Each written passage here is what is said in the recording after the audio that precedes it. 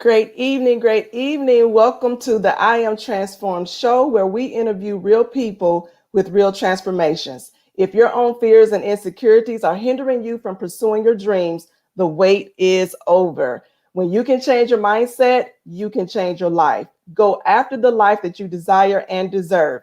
I am your host, Dr. Veronica Outlaw, and I am here to help you proclaim that I am transformed.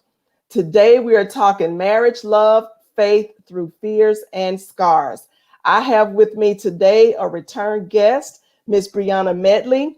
She's going to be vulnerable and transparent with us today and sharing her story as a millennial, as a wife, having repeat tumors and surgeries and fertility challenges. She exhibits true faith through fear and physical scars. Her faith and endurance transformations will definitely bless you. Miss Brianna, Hi, how are you? Good evening. I am amazing. Welcome back. How are you? Doing well. It's been a great day so far, so can't complain. Awesome, awesome. Well, we're going to get right into it. Brianna, you have been through so much in life that I had to bring you back so that you could share your story. When you was with us before, you talked about how you and your husband paid off over $80,000 in debt, and that got some people talking. And so I promised to have you back to share the rest of your story to show the magnitude of God in your life and in your husband's life and in your marriage. So today we're going to talk about your medical, your marriage, and your faith. So let's start with your diagnosis when you were 20 years old. Yeah, so so at the age of 20, I was kind of finishing up my sophomore year of college, and I felt this like lump in my breast, and I was like, I wonder what that is. And it was really kind of warm to the touch. It felt really strange, and I was like, maybe I should just get this checked out when I go home for a break. So I set up an appointment with a specialist, and I was going to just go to the appointment and get everything checked out. I didn't really want to tell my family or my parents. Well, they ended up calling the house and they said that, I had this appointment at this breast surgeon. And my mom is like, what the heck is going on? Like, you need to tell us what is going on with you. So she ended up going with me to the appointment. And while I was in the appointment, they did a biopsy of the mass that was in my breast. And a couple of days later, it came back that it was a phylloideous tumor. And so what that means is it's a tumor that continues to kind of grow and multiply, and it can continue to get bigger if you don't have surgery. So it was decided that I would end up having surgery at the conclusion of the school year, which was going to be around June timeframe.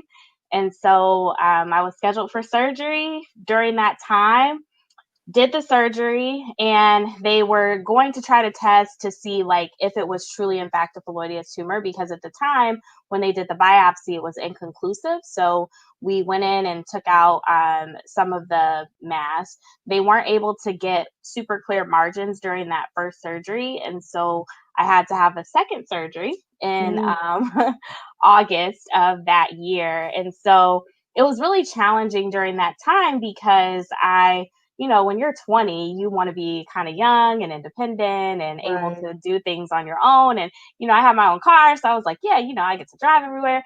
That was not the case that summer because after a surgery like that, it's definitely gotten a lot better over the years. But 10 years ago, you couldn't drive for several weeks after the surgery. And there was all these different things that were a risk factor. So those were some of the things that kind of went on during that period of time. After the second surgery, they were able to get clean margins. And so I was kind of free and clear during that time. So, other than it's interesting for you to say, because I don't think I've even ever heard this, that there could be warmness to the touch where the tumor is. So, is there any other symptoms we should be looking for outside of actually feeling the lump and maybe some warmness?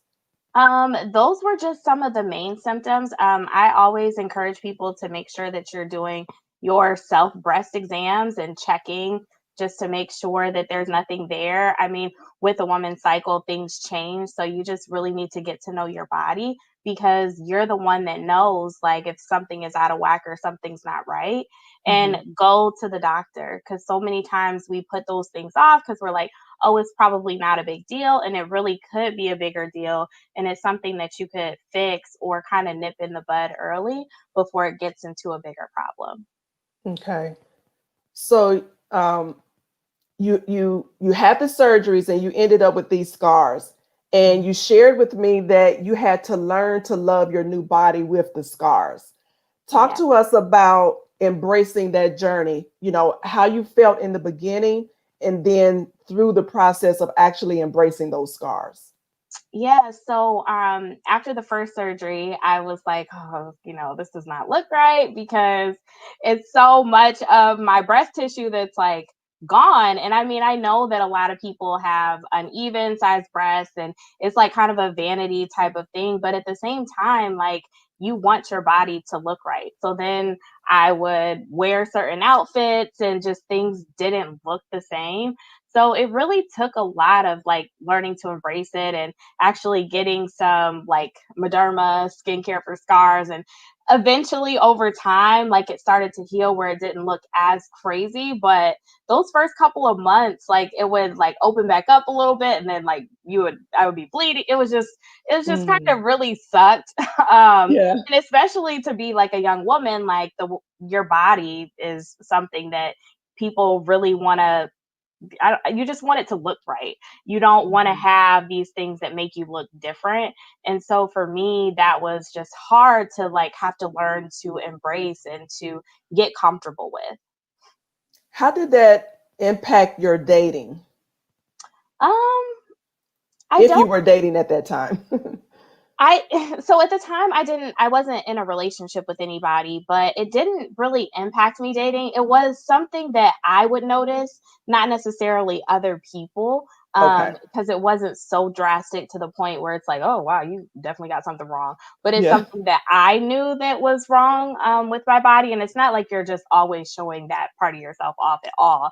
But so it didn't really impact me dating. Okay.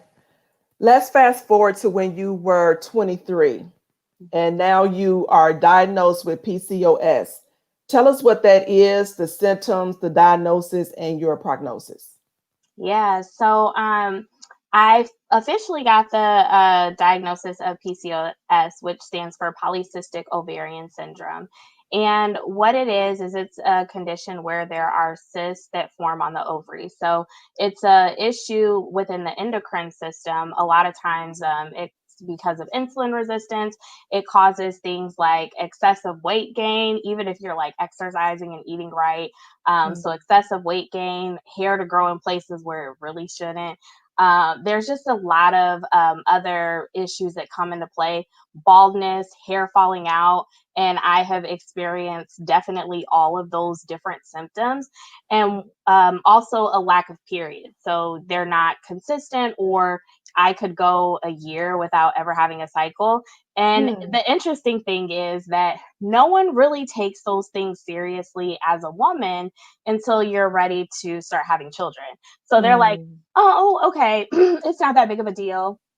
We'll just put you on birth control and we'll move forward. Like it's not really an issue, because I think this was something that I really had going on. Excuse me, even when I was younger. So at 19, there was a period of time where I had a cycle that lasted for like 3, almost 4 weeks, and I was like, "What is going on? Like, this is ridiculous. It should not be like this." And I went to the doctor, and they're like, "Oh, it's not that big of a deal. Like, we'll just put you on birth control. That'll stop it, and then it'll help them to be more regular." But it really was Hmm. something that was going on. And so when I was 23 and I was kind of out on my own, I was like, "Okay, well, I want to figure out what is happening to me because I'm gaining weight. I'm not doing anything different. I eat relatively healthy. I have hair growing in these places where it really shouldn't be growing. I'm losing hair. Like I have bald spots in my head. Like, what is happening? What is going on? Why am I feeling like this? And I'm always tired and I don't really feel that good." And so finally went to a doctor and they did a transvaginal ultrasound, and they were able to take pictures and see like what was going on. And that's when I got the diagnosis after they completed that exam. So at 23, I finally figured out, okay, there really is a problem. Like, you should be having more consistent cycles. It shouldn't be like 6 months to a year, or a couple times a year where this is happening. And that's when I got that diagnosis. Do you recall whether or not, if this was an issue that was hard to diagnose, or was it more of they failed to run the test because of maybe insurance didn't pay, or were they trying to avoid insurance? Can you speak to why it took so long to figure out what was wrong? Yeah, I just think that when you're a young woman, they're like, it's not really that big of a deal, because when I was in college, I was on my parents' insurance, and my dad is military. So that's like some of the best insurance that you could get. And then when I was on my own, I, had really good insurance as well. I just really think that some women's health issues aren't really taken seriously until you really are ready to start having children. Hmm. Mhm. Even if you're not ready to have children, what would you say to that person who feels like something's going on? What kind of control can they take on their own to enforce that the doctors do something? I would say you have to really be your own advocate. I started doing some independent research when I thought it was something that it could be. I started to figure out what doctors in my area kind of specialized in this, and wanted to make sure that I got somebody that was compassionate and that was also going to put my care in the best light. Right. So I would really encourage people to, if you feel like there's something wrong, keep finding and keep talking to somebody until somebody will take you seriously, and then somebody will listen, because only you know your body, and you know when there's something that's not exactly right, and you need somebody that's going to listen to you. Okay. So let's fast forward again. You're 26. Yes. You go into this marriage with this diagnosis. Mhm. What impact did that have, if any, did PCOS have on your new marriage? So my husband actually knew that this was going to be like an issue, because one of the other side effects, well, or one of the other things that PCOS causes is infertility, or you can have struggles with trying to get pregnant just because you're not ovulating regularly, you're not having regular cycles. So all of that kind of plays into it. But my husband and I definitely just had a conversation about it. And I asked him, I was like, I mean, I know you really want a family. Like, what is this going to mean if we are not able to have kids because I have this issue? And he was like, it doesn't matter for me because I love you. And so if we get to have children, then that's great. If not, then, I'm happy with just you. But I don't want anything to jeopardize your health, risk your life, or anything like that. If it doesn't work out, then it doesn't work out. And that's just not what God has planned for us. And we have other children in our lives, and we can just pour into those children. So he was always just reassuring, and he continues to be like, I love you, and we'll pray about it. And if it's in God's plan, then it'll work out. And if it's not, then that's okay too. Wow. We're going to get to that love story a little bit later. So we're going to fast forward again. It's not over yet. You had two more tumors to come back in your breast when you were 28. Now, during this time, you were about 2 years into your marriage, right? Yes. Yep. Okay. And then the tumors came back. Are these tumors hereditary, or did they give you a reason for the return? So not necessarily hereditary. Well, like it could be. I don't know of anyone else in my family that has like these tumors that come back. Another thing that could cause them is possibly like birth control, because of all of the different hormones that are in it. It's Mm. like they really couldn't pinpoint why these types of things happen to certain people. So yes, they did come back. I felt like, well, actually, I had a panic attack, Oh, and wow. which ended up putting me in the hospital. I was like just extremely overwhelmed, and like I felt like I was having a heart attack, and I'm like, what the heck is going on? So we were on our way to church, and my husband like turned around and we went to the hospital. And when I got to the hospital, they're like, you know what, we can do this like really quickly to figure out why you're having these chest pains. Let's just do a like a MRI. So they went through, did that, and then in that they're like, well, there's nothing wrong. The good news is there is nothing wrong with your heart. Like there, everything looks good. The bad news is there's like 2 tumors in your breast that you need to go get evaluated. Wow. So went in there for something completely unrelated, and that's how they were able to find those. Because these I didn't even feel like, I didn't notice anything different. It was just for me going kind of into the hospital on something unrelated. So the tumors could also cause those underlying panic attacks or different stresses to the body without you even feeling lumps or the warmness like before? Yeah, I don't know what it was. I just kept having these like shooting pains through my chest, and I Hmm. don't know if it was like that. They said that they thought it was like a panic attack or something from stress, but that because of that, that's what led them to find the tumors, because I was unaware that they were even growing or happening in my body. Wow. What information or advice would you give to other couples who are facing fertility challenges? Yeah, so fertility challenges, I would definitely say that if couples are struggling in that, one, you have to make sure that you're communicating with your spouse, because there are a lot of things that you can do to help and move you through that situation. I would say go and get the testing that you need to get. There are lots of tests that women can do, also that men can do.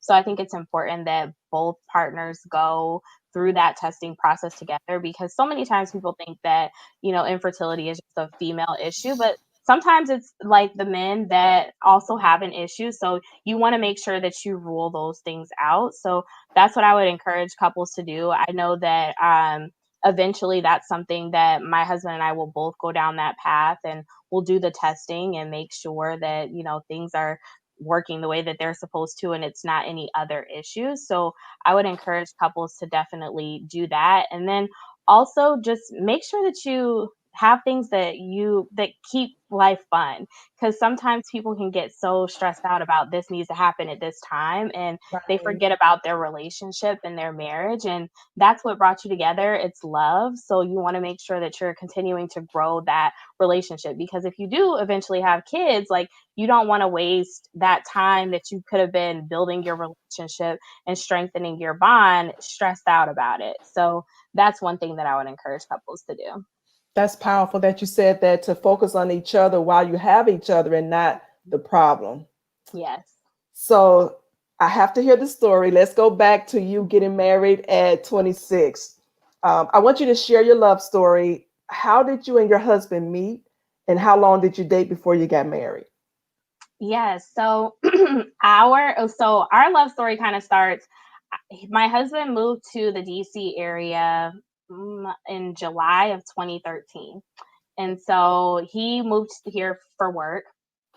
I was living in Pittsburgh, Pennsylvania, and I got the opportunity to interview for a position and a promotion in the DC area. And I was like, I don't know if I really want to do that. Like, I really like my life in Pittsburgh. But I ended up applying for the position and getting it. So in September of 2013, I ended up moving to the DC area.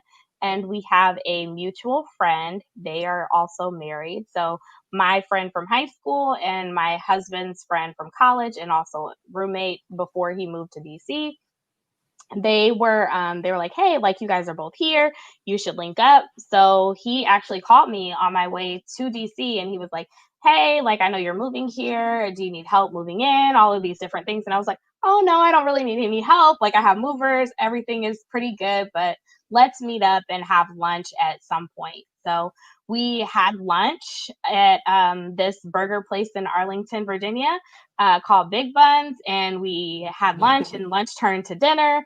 And so we ended up talking for 6 hours, I think, that first time that we met. Wow.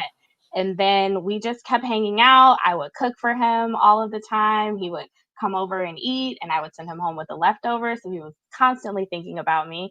And then here we are. So we are married. So it was definitely a lot of building of that relationship, but we just kept talking and hanging out, and always had so much to share and talk about.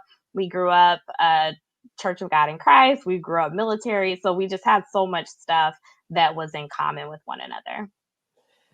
Do you remember how long you dated before he asked you to marry him? Yeah, it was a little over 2 years.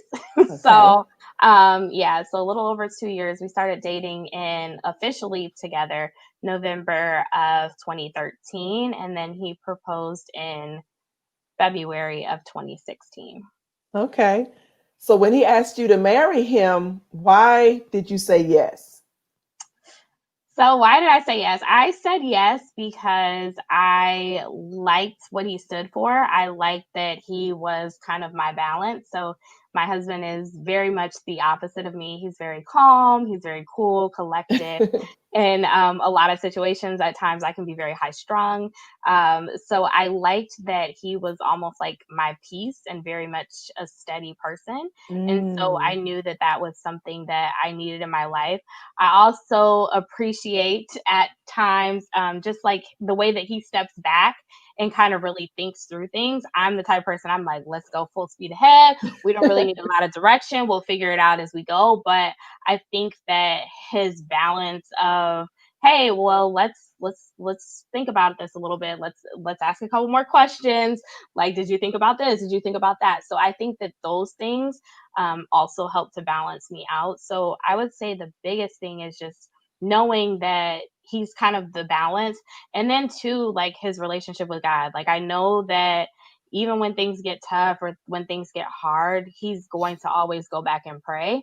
And so Mm. even if it's like, just God, how do I even deal with her? Or just different things like that. Like I know that he is going to go to God. So that is ultimately what's most important, and that's one of the things that can keep you married. If you don't have God in your marriage, it makes it a whole lot harder. So Right. I at least know that he is going to go to the Lord.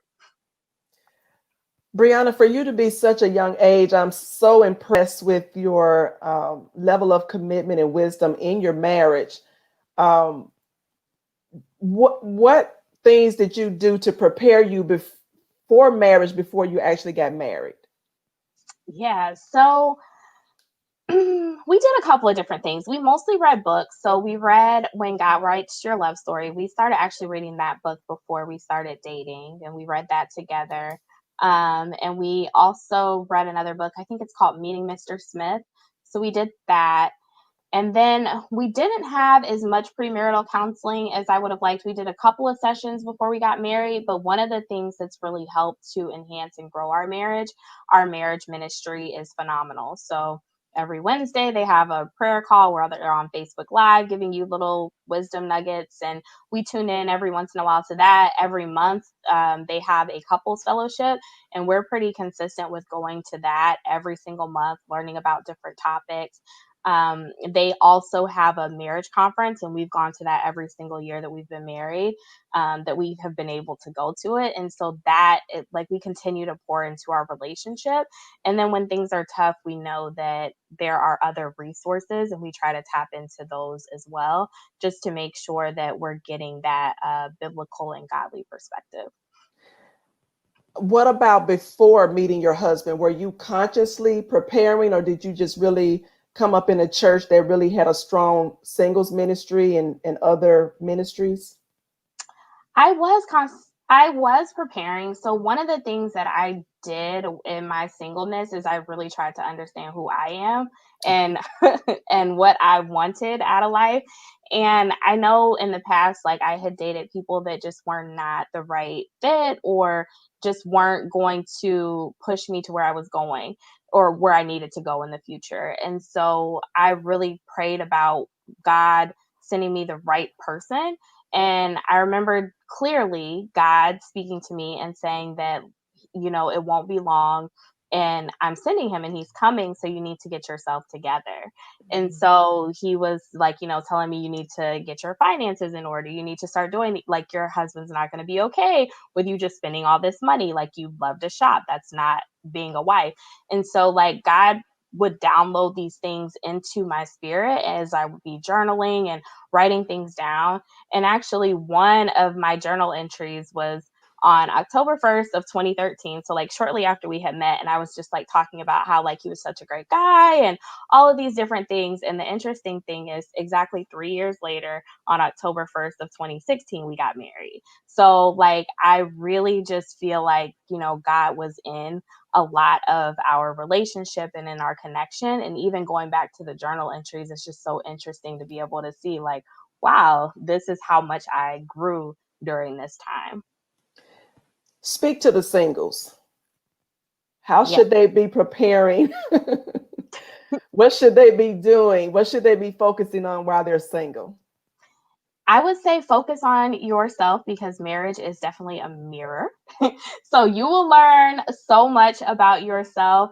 And the more that you're self aware and the more that you understand who you are as a person, the easier it's going to be in marriage. I would also encourage singles to date. I am so amazed at so many single people that are like, I want a husband, I want to be with somebody, and they will not go on a single date because God is going to drop him off at their door. That is not true. So I would, or unless, I do know some people, the cable guy or, the mailman, they end up marrying them. But in most cases, you need to go on an actual date. So, like, try to put yourself in situations where you can meet people, whether it's going to groups that meet up or going to church. I know it's a little bit harder now to be able to meet people, but even online dating or having your friends hook you up with people, like, go on actual dates. Like, that is essential and important. Like, you can pray all day, but if you're not doing anything to get into a relationship, it makes it really challenging. Right. Praying without action goes nowhere. Exactly. So you shared on your form that you were learning how to be married and grow with each other through life's ups and downs. Mhm. And so while going through those ups and downs, do you two tackle them with grace, or is it a struggle, or do you really think you really have that nice cohesive relationship where you two just gel together? I think for the most part, we gel together. We do have moments where we do not agree on things. And sometimes there's times where we just have to agree to disagree and being okay with that. I think a lot of times people want to get petty. And when you're married, you really can't. You can't just be like, well, I want to keep going on this. And you're just not going to have peace in your household. And so one of the things that we really strive for is to have peace at home. Like, home should be a place of peace. And even when we were having, challenges and we weren't able to work through things or talk through things, we took a course at our church about conflict resolution and communication. And that really helped us a lot to be able to get through tougher situations. And we still use a lot of the principles in that class to this day, to make sure that we're fighting fair and we're arguing correctly. So I think that there are so many resources that are out there, and it's just a matter of taking the time to invest in yourself, invest in your relationship, read a book or go to a conference or whatever it takes so that you can be a stronger couple together. That's powerful that you say that it's okay to go out and get those outside resources. That's what they're there for. Mhm. You shouldn't have to tackle it alone. So that's powerful that you said that. If someone had to ask you what was your secret or secrets to marriage, what would you share? The secrets to marriage, I would I would say that and as much as people say this, like, and it sounds cliche, but communication is the biggest thing because a lot of arguments, disagreements, conflicts happen because of a lack of communication, miscommunication, or misunderstanding. And it's not only communication with your spouse, but with your in-laws, with other people that are a part of your family. Like, you have to make sure that you're communicating, and you're communicating effectively, and saying what you mean and meaning what you say. And I think that that is like really, really, really important. I also think that so many times people think that their spouse is a mind reader, and they're not. So you have to share when you don't feel okay with something, or you don't like the way that your spouse does something, because they're not going to know, and they're going to continue to do it, or they're going to frustrate you. And you're just going to be walking around the house mad, and they're going to be like, "What's going on?" And you never said anything. So I think you have to get to the place where you can clearly communicate and articulate what's going on. So many times people are like, "Oh, like they don't help with this and they don't do that." Well, tell them, and then when they do it, let them do it in their own way. So for example, people are like, "Oh, well, he won't help me clean up the kitchen or clean the house." And so then you tell him, "Hey, like I need help with the house," and then he cleans the kitchen and loads the dishwasher, and you're like, "I don't like the way he did it." And so you go back and you go and fix it. Like, he's not going to be motivated to load the dishwasher and clean the kitchen. Like, Right, so you right. have to be okay with them doing it a different way. And that was just something that, I had to learn, is like, my way isn't the only way to do something. And did it get done? Yes. So is that okay? Yeah, it doesn't have to be my way. And I am less stressed as a result. So I think just being clear in your communication, and then also being okay with the person doing things the way that they want to do them as well. That was awesome. Um, I'm going to ask you about millennial transformations before we end with you giving any last remarks dealing with health and fertility challenges, and just surviving in marriage. So give a plug to your book, Millennial Transformations. Tell us what it's all about. I've been loving the quote posts that I've seen on Instagram, and I can't wait to meet the other authors in that book. So tell us about Millennial Transformations. Yes. So, Millennial Transformations, I actually have a copy of the book sitting right here on my desk. So we actually have our book available now. I wrote it with Rebecca Sharp. She is one of my sisters. We pray together, and now we've produced this project, but it is a compilation of short stories. We cover a lot of topics. So from marriage to singleness to grief to divorce to finances, addiction, rest. We cover everything kind of in there, parenting, blending families. And it's a compilation of 20 short stories. And each of these stories kind of just speaks to the backstory behind the highlights that we see oftentimes on social media.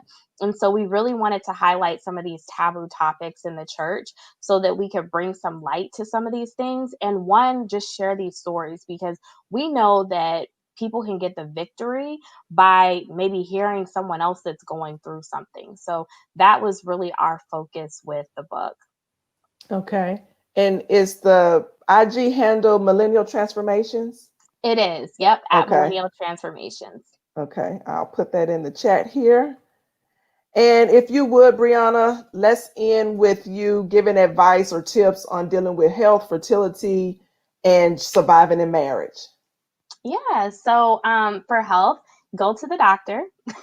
I think that so many times people are fearful of going to the doctor because they're like, "Oh, they're gonna find something." I know that that is kind of how I have felt, but go to the doctor, go regularly, make sure that you're getting your blood work done, eat healthy, and as much as you can, try to take care of yourself, exercise, even if it's just taking a walk around the block.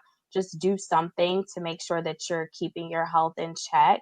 As it relates to infertility, I would say that don't let that consume you. You, just because you may not be able to produce a child, you still have a lot of things that you can birth with inside of you.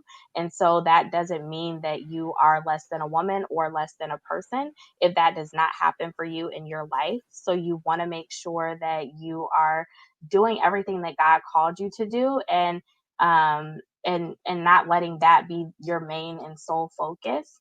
And as it relates to marriage, I would say make sure that you cling to and love the partner that God gave you. You are in that marriage with that other person, so love that person. There are so many people that would love to be in that position. So if you are married and you do have a spouse, love on them. Let them know that you value them, that you love them, that you love doing life with them.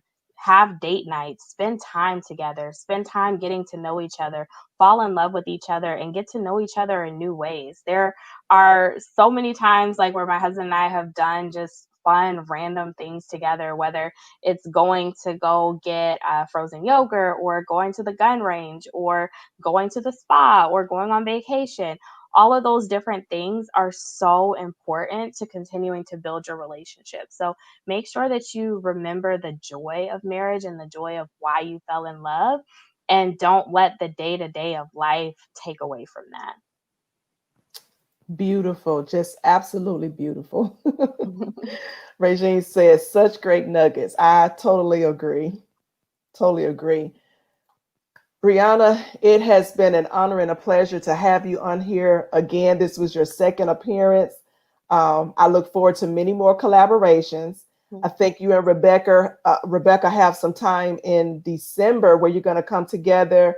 The two that are part of this creation of Millennial Transformations. And I can't wait to hear how it came about, how it's doing, how the ladies are doing, because most of these ladies were first time authors, correct?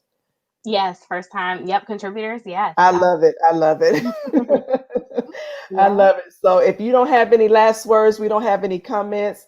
Again, I appreciate you so much. I value the connection, and I look forward to many more collaborations with you. Yes, absolutely. Thanks again for having me on and just to be able to share. Really enjoyed the time. So thank you. Thank you. Hold tight. All right. And until next time, we'll see you all later. Bye.